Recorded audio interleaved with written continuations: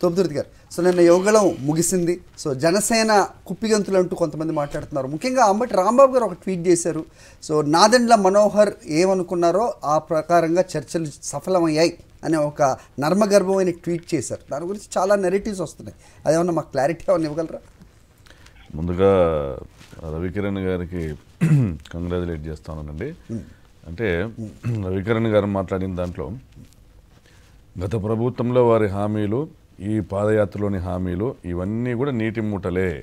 ఈ హామీలన్నింటినీ తప్పకుండా మాఫీ చేస్తామని చెప్పడమే పాదయాత్ర లక్ష్యం.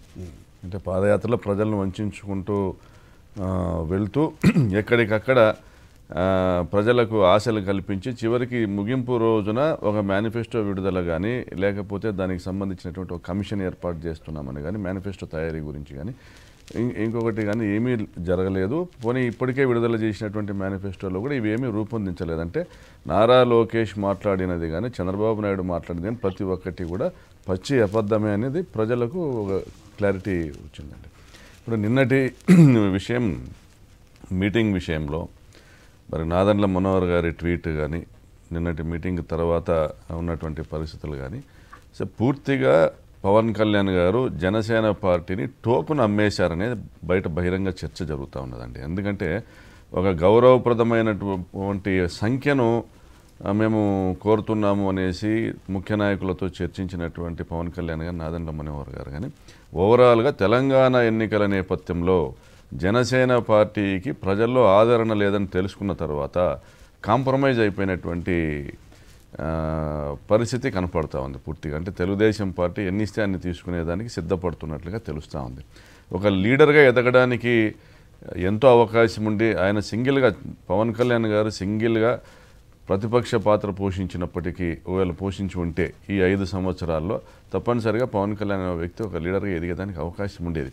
కానీ ఈ 5 సంవత్సరాల్లో ఎంత మేరకు ఆయన ప్రజల తరపున గొంతు వినిపించారు, ఎంత మేరకు చంద్రబాబు తరపున గొంతు వినిపించారంటే పూర్తిగా ఆయన నాకు కనీసం 10 సంవత్సరాల అలయన్స్ కావాలి తెలుగుదేశం పార్టీతో, అంటే 10 సంవత్సరాల ట్రాన్సిషన్ టైం అడుగుతూ ఉన్నారు.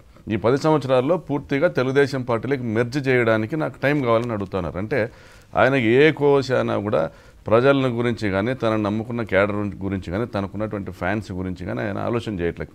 భక్తు వ్యాపారవేత్తగా మాత్రమే ఆయన ఈరోజు ఉన్నటువంటి పరిస్థితుల్లో నాకు ఇన్ని సీట్లు కావాలి, లేదు ఈరోజు పరిస్థితులు మారినాయి, తెలంగాణ ఎలక్షన్ తర్వాత ఇన్ని ఇచ్చినా పర్లేదు, సో ఏదైనా కానీ చంద్రబాబు నాయుడు గారు మీరు ముఖ్యమంత్రి అయితే చాలండి, మీరు ఎన్ని సీట్లు ఇచ్చినా తీసుకుంటామండి అనే విధంగానే వాళ్ళ చర్చలు జరిగాయి తప్ప ఇంతకుమించి జరిగేదానికి కూడా అవకాశం లేదు. కాబట్టి నిన్నటి రోజున అంబటి రాంబాబు గారు మాట్లాడింది వాస్తవము.